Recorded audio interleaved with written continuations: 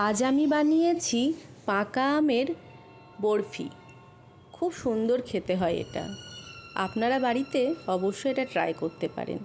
বাবা বাজার থেকে পাকা আম এনে, মানে আমার শ্বশুরমশাই বাজার থেকে পাকা আম এনে বলল, বৌমা পাকা আমের কিছু একটা বানাও। কি বানাবো? তখন আমার মাথায় এলো যদি এরকম করে আমটাকে বানাই, দেখি কীরকম টেস্ট হয়। সত্যি এত ভালো যে টেস্ট হবে আমি ভাবতেও পারিনি। আপনারাও এইভাবে বানিয়ে ফেলুন, দেখুন দারুণ টেস্ট হবে। এইভাবে আমগুলোকে ভালো করে ধুয়ে নিয়েছি মানে আমটাকে কিন্তু কিছুক্ষণ ভিজিয়ে রেখেছিলাম, যেহেতু আমে একটু আঠা থাকে, তাই আমটাকে খুব ভালো করেই ধুয়ে নিতে হবে। এবার আমটাকে ধোয়ার পর আমের পাল্পগুলোকে আমি ভালো করে বার করে নেব সমস্ত আমের, এবং একটা মিক্সিং জারে এটাকে আমি মিক্সড করে নেব। দেখুন আমের পাল্পগুলোকে আমি বার করে নিচ্ছি। এইটা বাচ্চারাও ভীষণ পছন্দ করে। বাজারের যে ম্যাঙ্গো সন্দেশগুলো হয় তার থেকে বাড়িতে যদি এরকম ম্যাঙ্গো বরফি সন্দেশ বানিয়ে দেন, স্বাস্থ্যের পক্ষেও ভীষণ ভালো। এবার আমি আমের পাল্পগুলোকে একটা মিক্সিং জারে দিয়ে ভালো করে মিক্সড করে নেব। সমস্ত পাল্পগুলোকে দিয়ে দিলাম এবং মিক্সিং জারে ভালো করে মিহি করে পেস্টটা করে নিতে হবে, যাতে গোটা কোনো টুকরো না থাকে। দেখুন এরকম মিহি করে এটাকে পেস্ট করে নিয়েছি। এবার একটা কড়াইয়ে এই পেস্টটাকে আমি ভালো করে ঘন করব। আর দিয়ে দেব এতে সুগার। চিনিটা আমি দেব অবশ্য গুঁড়ো, গোটা চিনি দেব না। আমি এখানে গুঁড়ো চিনি অ্যাড করব। আমি খুব একটা বেশি চিনি অ্যাড করব না, কেননা চিনি তো স্বাস্থ্যের পক্ষে খুব একটা ভালো নয়, আর আম মোটামুটি মিষ্টিই ভালো। তো আমি 1 চামচ মতোই বড় চামচের চিনি অ্যাড করেছি। আপনারা ইচ্ছে করলে বেশি চিনিও অ্যাড করতে পারেন। আর অন্যদিকে একটি পাত্রে আমি দুধ ঘন হতে বসিয়ে দেব। এই দুধটাকে আমি ভালো করে ঘন করব। এখানে আমি 1 কিলো মতো দুধ নিয়ে নিয়েছি, যেটা ভালো করে ঘন করে নেব। সেই জন্য দুধটাকে কন্টিনিউ নেড়ে যেতে হবে ঘন করার জন্য।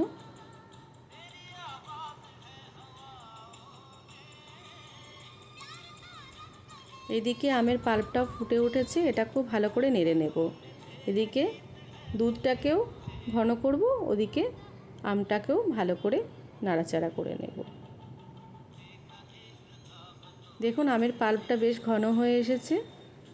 এইবার আমি ভালো করে নেড়ে চেড়ে ওভেনটাকে বন্ধ করে দেব, ঠান্ডা হতে দেব। এই দিকে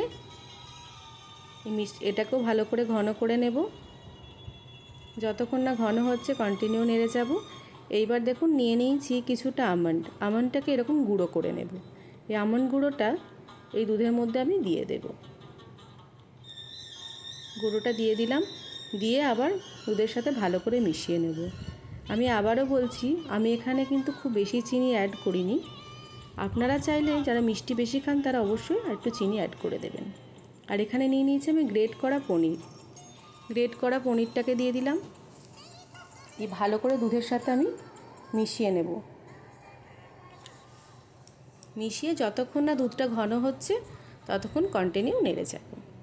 দেখুন ঘন হয়ে গেছে। এইবার এটাকে আমি ঠান্ডা হতে দেব। ওইদিকে আমের পাল্পটাকেও ঠান্ডা হতে দিয়েছি। দুটো যখন ঠান্ডা হয়ে যাবে তখন আমি মেশাবো। এবার আমের পাল্পটাকে নিয়ে নিলাম, একটা পাত্র নিয়ে নিলাম, বড় সাইজের একটা বোল নিয়ে নিয়েছি। এবার তাতে আমের পাল্পটা দিয়ে দিয়েছি, আর যে ঘন করেছিলাম যে দুধটা আমন্ড আর পনিরের গ্রেট করা দিয়ে, সেটাকে ভালো করে আমি মিশিয়ে নেব।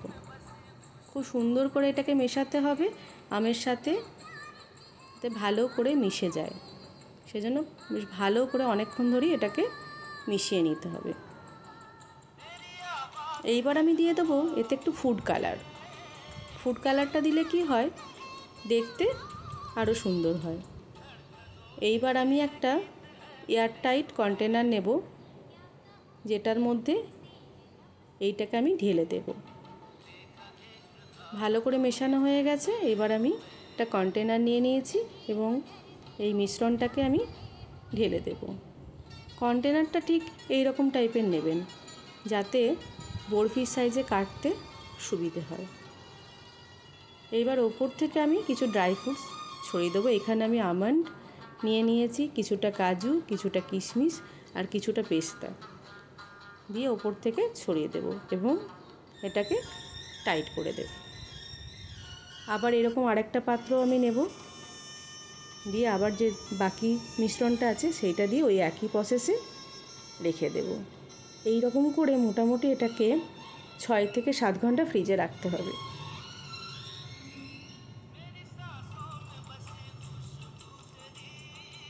ওপর থেকে আবার ড্রাই ফ্রুটস ছড়িয়ে দেবো, দিয়ে টাইট করে কন্টেনারটাকে রেখে দেব।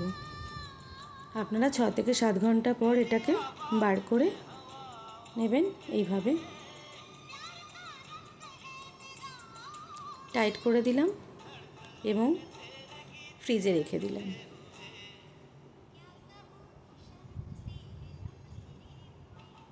এবার 7 ঘন্টা পর আমি ফ্রিজ থেকে এটা বার করলাম, দেখুন টাইট হয়ে গেছে। এবার এটা আমি বরফির আকারে পিস পিস করে কেটে নেব। এটা সত্যিই খেতে কিন্তু অসাধারণ হয়। আপনারা বাড়িতে অবশ্যই এটা ট্রাই করতে পারেন। আর আমার এই রেসিপিটা ভালো লাগলে লাইক, কমেন্ট আর শেয়ার করে দেবেন। আর কমেন্ট বক্সে অবশ্যই জানাবেন এটা খেতে কী রকম হয়েছিল। দেখুন হয়ে গেছে আমার ম্যাঙ্গো বরফি সন্দেশ।